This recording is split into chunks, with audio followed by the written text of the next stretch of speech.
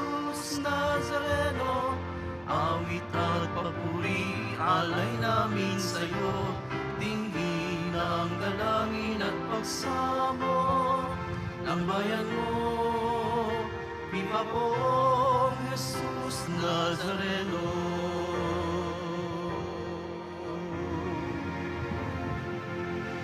Sa ngalan ng Ama at ng Anak at ng Espiritu Santo, Amen. ang pagpapala ng ating Panginoong Hesukristo, ang pag-ibig ng Diyos Ama, at ang makikipagkaisa ng Espiritu Santo naway sumainyong lahat. At sumaiyo rin.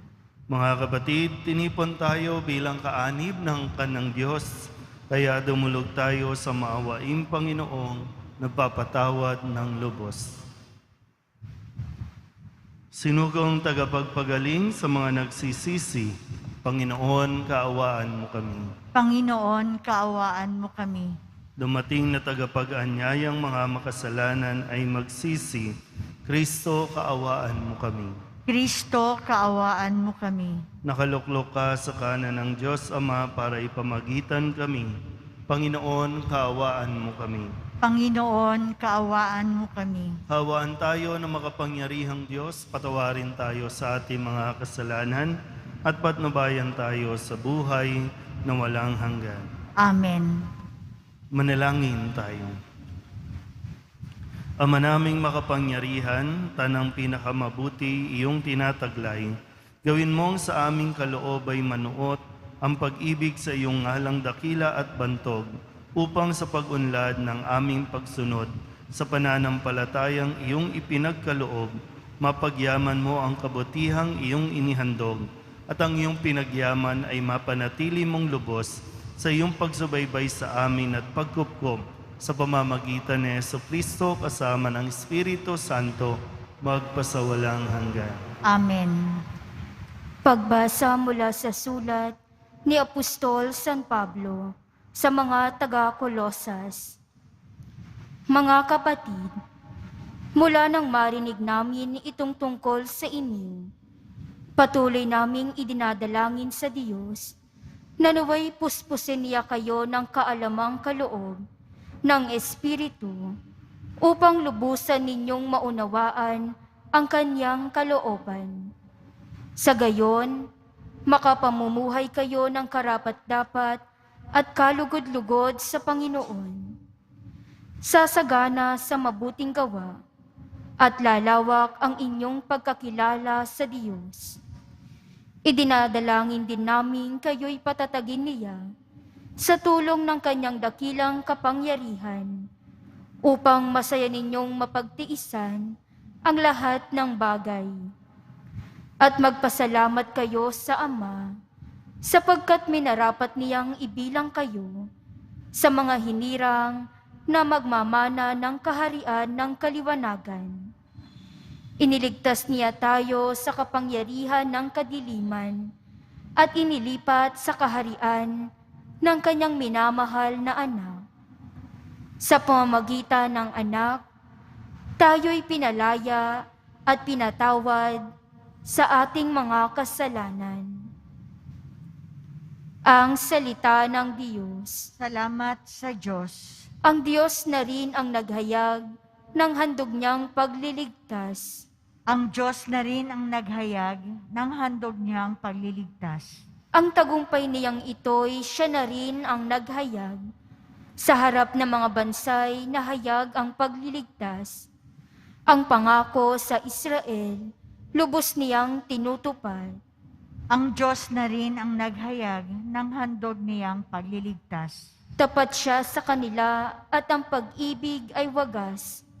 Ang tagumpay ng ating Diyos kahit saan ay namalas.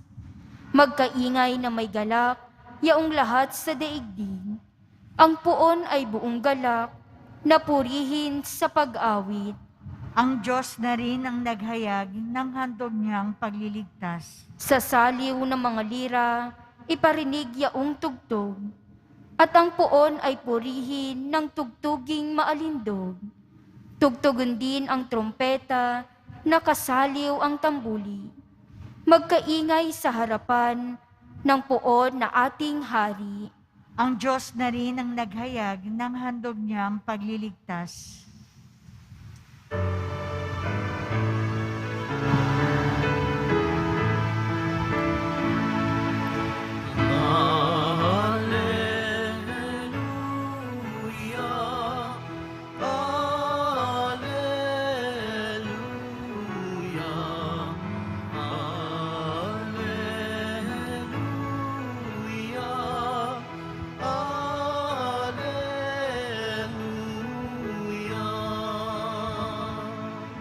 Sumunod kayo sa akin, at kayo'y aking gagawing katambal ko sa tungkulin.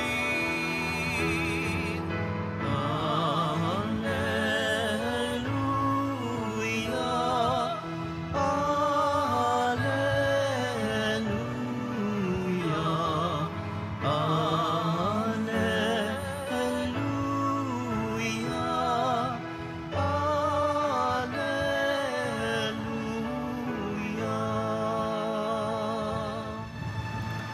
Sumainyo ang Panginoon. At sumaiyo rin. Ang mabuting balita ng Panginoon ayon kay San Lucas. Papuri sa iyo, Panginoon. Noong panahong iyon, nakatayo si Jesus sa baybayin ng lawa ng Genezaret. Pinagkalipumpunan siya ng napakaraming tao na ibig makarinig ng salita ng Diyos. May nakita siyang 2 bangka sa baybayin. Nakalunsad na ang mga mangingisda at naguhugas ng kanilang mga lambat. Lumulan siya sa isa sa mga bangka at iniling kay Simong may-ari nito na ilayo ng kaunti sa tabi. Naupo siya sa bangka at nangaral sa mga tao. Pagkatapos niyang magsalita ay sinabi niya kay Simon, "Pumalaot kayo at ihulog ang mga lambat upang manghuli." Sumagot si Simon, "Guro, magdamag po kaming nagpagod at wala kaming nahuli. Ngunit dahil sa sinabi ninyo, ihulog ko ang mga lambat." Gayon nga ang ginawa nila at sa dami ng kanilang huli ay halos magkansisira ang kanilang mga lambat.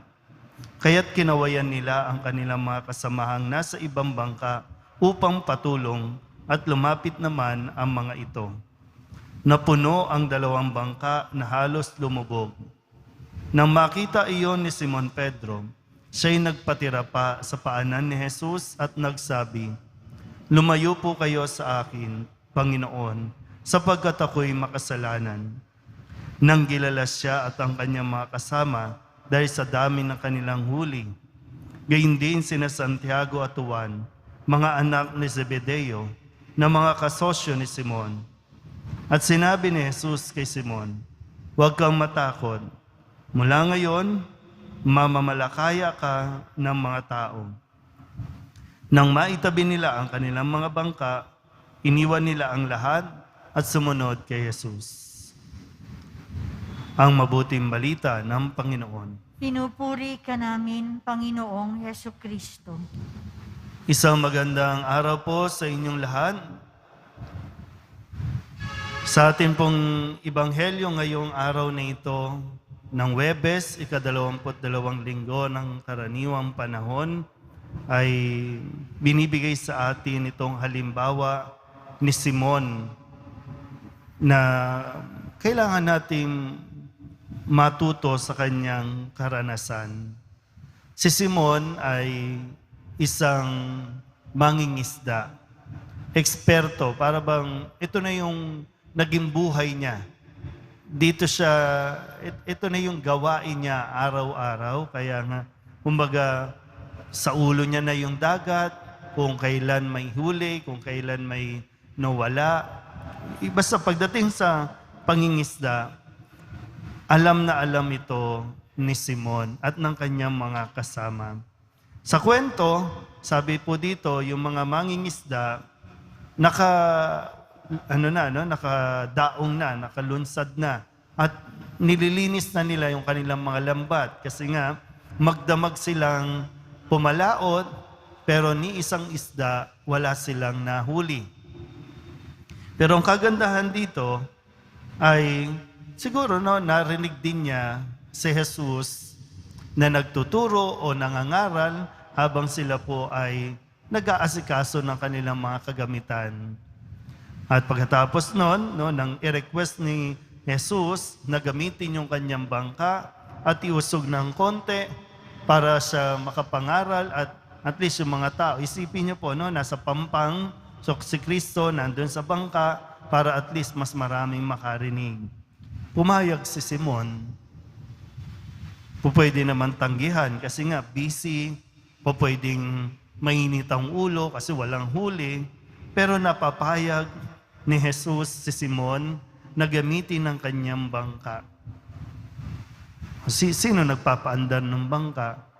Di si Simon din.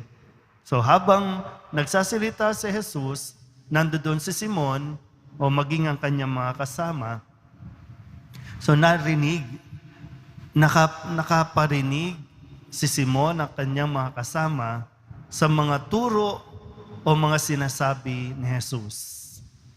Kaya nung sabihin naman ni Jesus na iusog mo pa yung bangka, ihulog mo sa galiwa, sabi nga, ihulog mo sa kabilang dako ang iyong lambat. Bagamat sa umpisa, pwedeng sabihin niya, ano bang alam mo sa pangingisda? Sabi dito, magdamag na kami ng huli pero wala. Pero kasunod nun, ay yung pagtitiwala niya kay Jesus nang sabihin niyang ihulog mo ulit ang iyong lambat. Sinabi niya, pero dahil sa sinabi mo, ihulog ko ang lambat.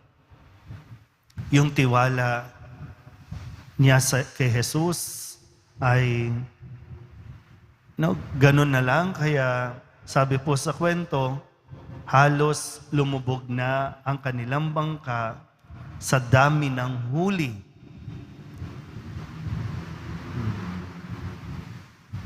Na ang ganda pong aral para sa ating lahat. Baka isang magandang paraan din na wag nating panindigan na alam na natin ang ating gagawin. Baka kasi isa ito sa medyo nakakalimutan natin tingnan yung aspeto na kailangan muna nating makinig sa Diyos para malaman natin kung ano ang dapat nating gawin. Diba? Baka ito yung nawawala sa plano, yung maging ang mga kinauukulan, lalo tigit mga kinauukulan, para makagawa. Kasi lahat naman sinubukan na natin, lahat sinusubukan na natin. Diba? Pero parang walang nangyayari. So baka this time, baka pwede natin pagnilayan, ano ba ang sinasabi ni Jesus sa ating lahat? Baka yung way natin, yung pamamaraan natin, kahit gaano tayo katalino, ka-eksperto, kagaling, hindi talaga umuubre. Baka kailangan natin medyo magpakumbaba tayo sa harap ng Diyos. Aminin na natin, di natin naiintindihan ang nangyayari. Sundin natin kung ano ang kanyang instructions, kung ano ang kanyang sinasabi.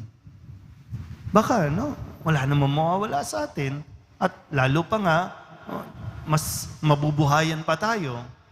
Kasi kahit na anong gawin natin, kapag hindi natin kinilala ang kapangyarihan ng Diyos, walang mangyayari sa laban nating ito.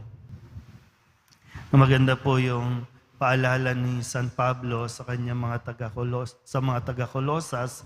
Sabi niya dito, puspusin kayo ng kaalamang kaloob ng Espiritu upang lubusan ninyong maunawaan ang kanyang kalooban.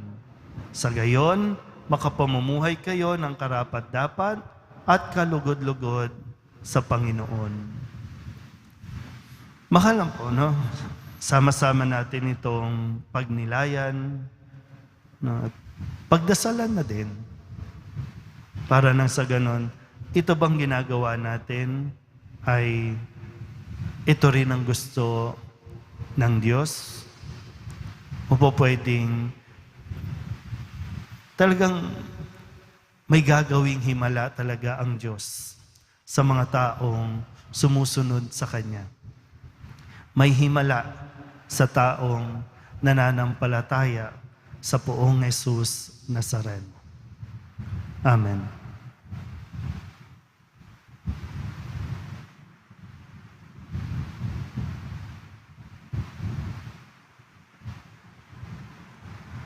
Minamahal kong mga kapatid, noong sinabi ni Jesus sa kanyang mga alagad, "Halika kayo, sumunod kayo sa akin." Tinatawag rin niya tayo sa kanyang halimbawa ng pananalangin upang ibahagi ang pananalangin sa iba. Maging mapagbigay tayo sa ganoong pananalangin.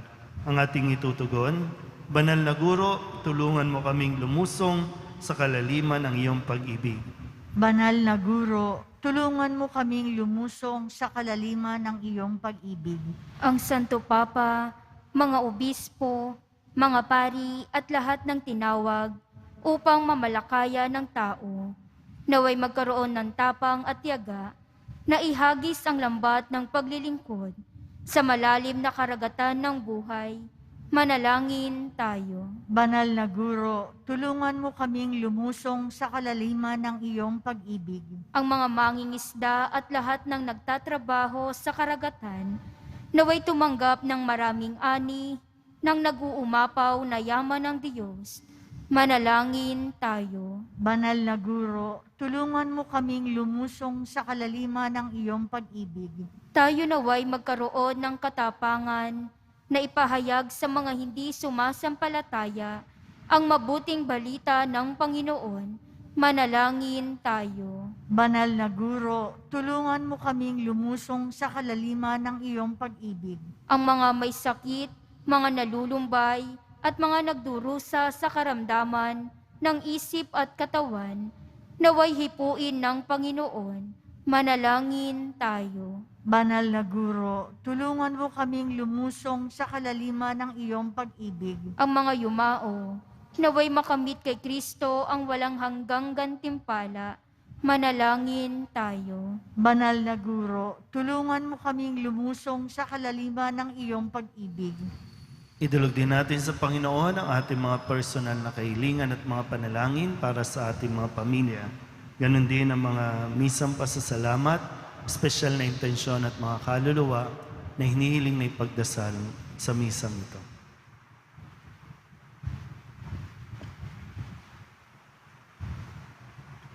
Ang lahat ng ito hinihiling namin sa ngalan ni Kristo, aming Panginoon. Amen.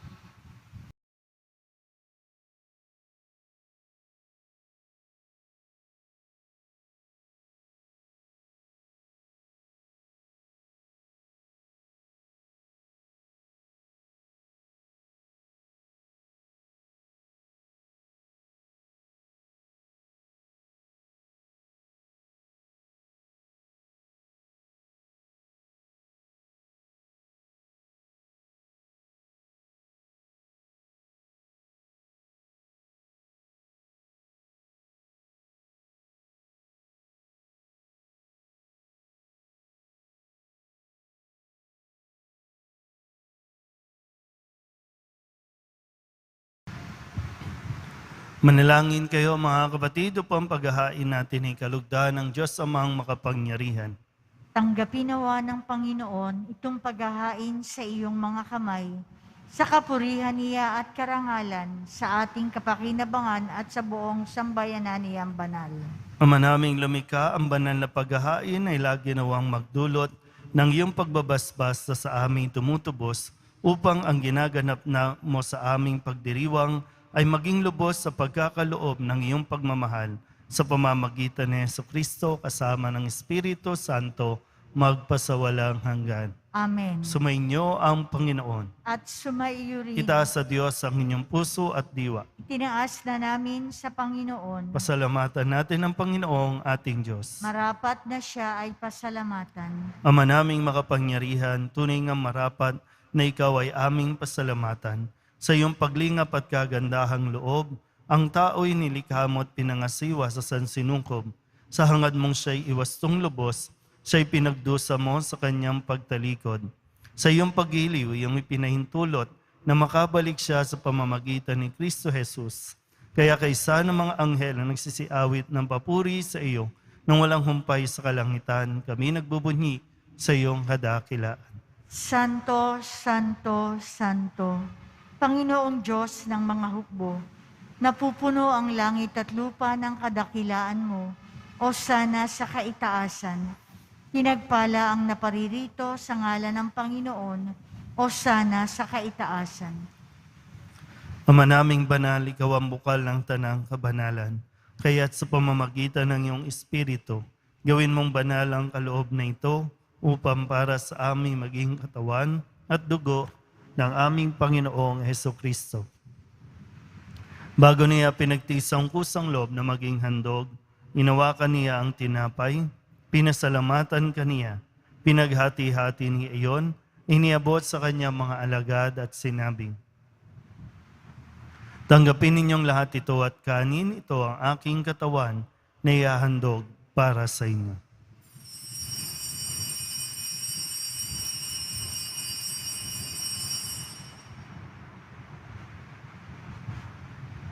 Gayun din naman ang matapos ang hapunan, inawakan niya ang kalis, muli kaniyang pinasalamatan.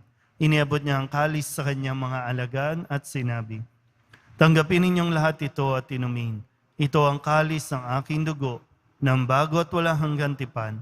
Ang aking dugo na ibubuhos para sa inyo at para sa lahat, sa ipagpapatawad ng mga kasalanan.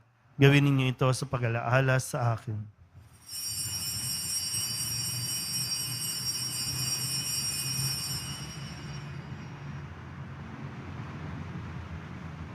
Ipagbunyi natin ang misteryo ng pananampalataya. Si Kristo'y namatay, si Kristo'y nabuhay, si Kristo'y babalik sa wakas ng panahon. Ama, ginagawa namin ngayon ang pag-alaala sa pagkamatay at muling pagkabuhay ng iyong anak.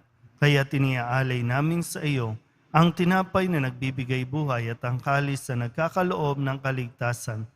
Kami nagpapasalamat dahil kami iyong minarapat na tumayo sa harap mo para maglingkod sa iyo. Isinasamo namin kami magsasalo-salo sa katawan at dugo ng Kristo ay mabuklod sa pagkakaisa sa pamamagitan ng Espiritu Santo. Ama, lingapin mo ang iyong simbahang laganap sa buong daigdig. Puspusin mo kami sa pag-ibig kaysa ni Francisco na aming Papa at ni Jose na aming Obispo at ng Tanang Kaparian. Alalahanin mo rin ang mga kapatid naming nahimlay na may pag-asang sila'y muling mabubuhay, gayon din ang lahat ng mga pumanaw. Kawaan mo sila at patuloyin sa iyong kaliwanagan. Kawaan mo at pagindapating kaming lahat na makasalo sa iyong buhay na walang wakas. Kaysa ng mahal na Birhen Maria na Ina ng Diyos, ng kabiyak ng puso niyang si San Jose. Kaysa ng mga apostol at ng lahat ng mga banal na namuhay dito sa daigdig ng kalugod-lugod sa iyo. May pagdiwang nawa namin ang papupuri sa kararangal mo sa pamamagitan ng iyong anak na aming Panginoong Hesukristo. Sa pamamagitan ni Kristo, kasama niya at sa Kanya, ang lahat ng parangal at papuri ay sa iyo, Diyos Amang makapangyarihan, kasama ng Espiritu Santo, magpasawalang hanggan. Amen, amen, amen, amen.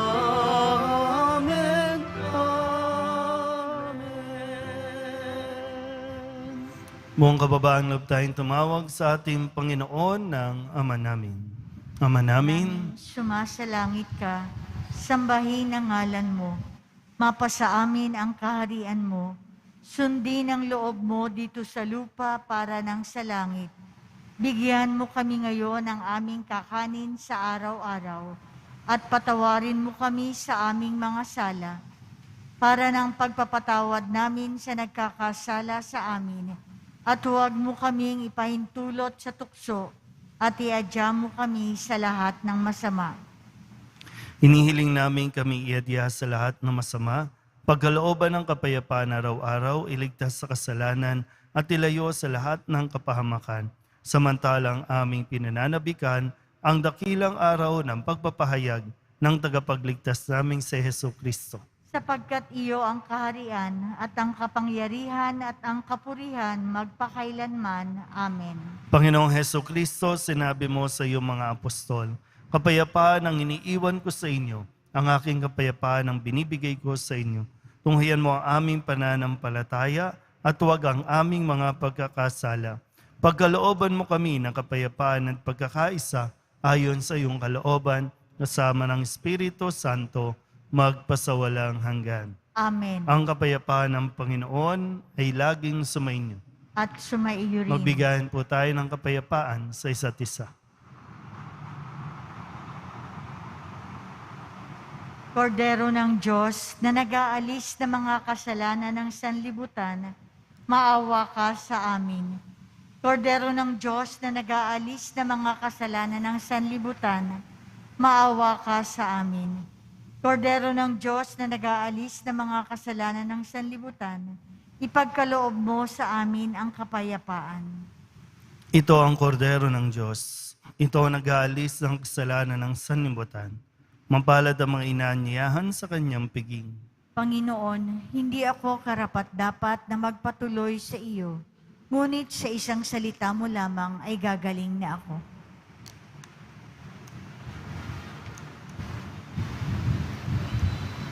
Katawan ni Kristo, Amen.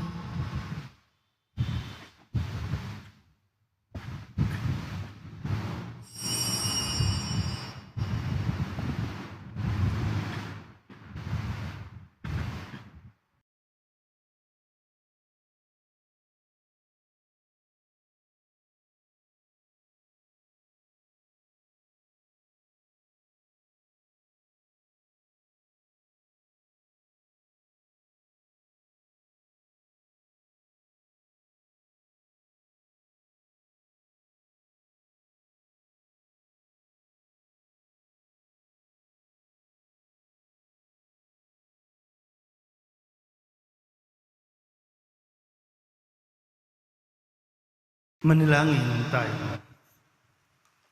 Ama naming mapagmahal, kaming nagsalo-salo sa pagkain mong bigay, ay umihiling ng lakas mong inilalaan upang ang kagandahang loob namin madagdagan sa paglilingkod namin sa iyong kadakilaan na nagpapaalab sa pag-ibig namin sa kapwa-tao sa pamamagitan ni Jesucristo kasama ng Espiritu Santo magpasawalang hanggan. Amen. Sumainyo ang Panginoon At sumaiyo rin. at pagpalain kayo ng makapangyarihang Diyos, Ama at Anak at Espiritu Santo. Amen. Umayo kayong taglayang kapayapaan ng Poong Jesus Nazareno. Salamat sa Diyos. Magandang araw po.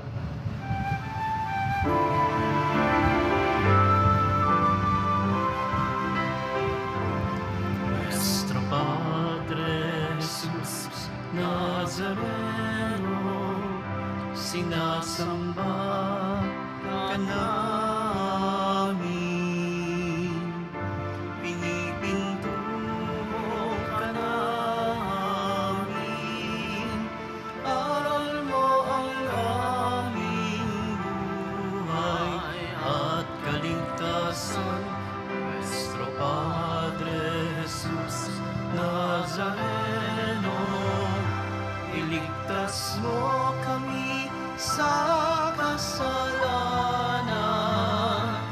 Ang krus mong kinamatayan ay sagisag ng aming kaligtasan. Nuestro Padre Jesus Nazareno, inarangal ka namin. Nuestro Padre